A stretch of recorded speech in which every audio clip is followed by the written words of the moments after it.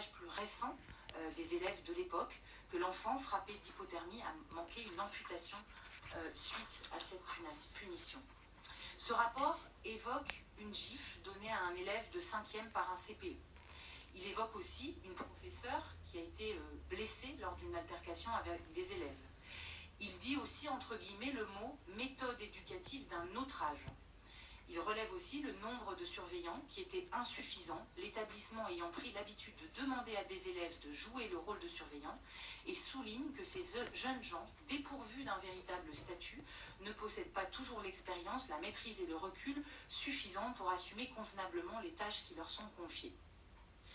Je me dis que quand on lit un rapport comme celui-là, au-delà de la conclusion, on est plutôt stupéfait de ce qu'on y lit.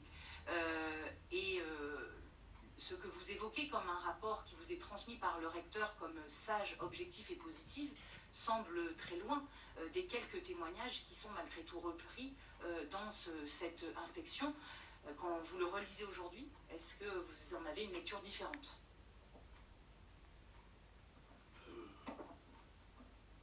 On est en 1996, c'est-à-dire il y a 30 ans.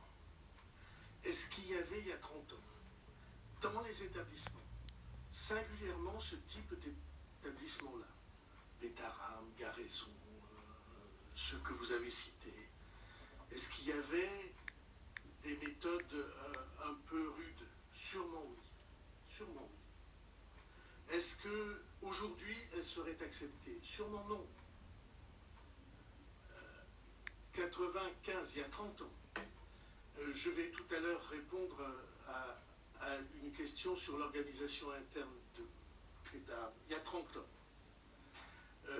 Est-ce qu'il y avait le moindre information autour de violences à Bétarame? J'ai reçu une lettre, un message. Est-ce qu'il est passé?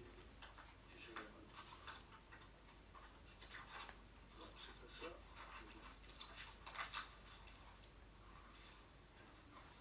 Alors on va vous laisser retrouver votre lettre, mais juste moi pour information, rappel, tout sévice physique sur un enfant, un sévice sur un enfant ou même un adulte est interdit par la loi, que ce soit en 96 ou en 2025. Vous avez tout à fait raison. Mais c'est pas moi qui inflige des sévices civiques, des sévices physiques. Donc, excusez-moi. Oui, on dirait que vous les dédramatisez parce que ça fait 30 ans. Mais en réalité, même une gifle où on paie...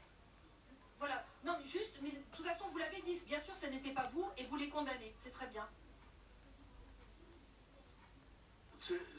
Oui, si vous lisez tous les romans anglais consacrés au collège, ben c'est des faits. Vous lisez un roman de Kipling qui est un roman qui a eu un très grand succès, qui s'appelle Stocky et compagnie. Oui, il y avait des punitions physiques au XIXe siècle en Angleterre. Je crois qu'elles ont duré à des années récentes.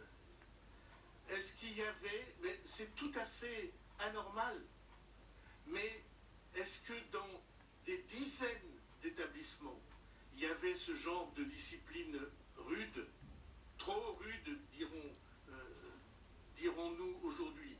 Oui, sûrement, sûrement. Est-ce qu'on en était informé? Non. Est-ce qu'on en était informé? Non.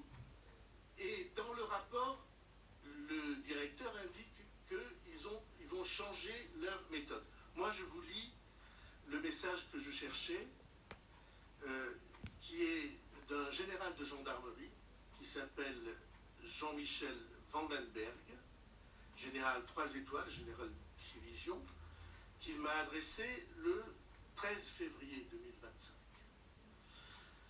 Monsieur le Premier ministre, j'ai occupé le poste de commandant de compagnie de la gendarmerie départementale de Pau de 1989 à 1993. Bétarame était sur mon ressort. J'ai dirigé au cours de ces années de fort nombreuses enquêtes judiciaires, notamment sur le canton de Naïgourdette, où la brigade locale, très sollicitée en police judiciaire, faisait montre d'une belle réactivité et de grande persévérance pour traiter tout le spectre de la délinquance locale, avec l'appui de la brigade des recherches de Pau. Nous étions très à l'écoute de la population et fort sensibilisés à la protection de l'enfance. Je certifie que nous n'avons jamais eu connaissance des sévices qui se seraient déroulés au sein de l'école privée et je suis prêt à en témoigner de toutes les façons qui vous conviendraient. Général Van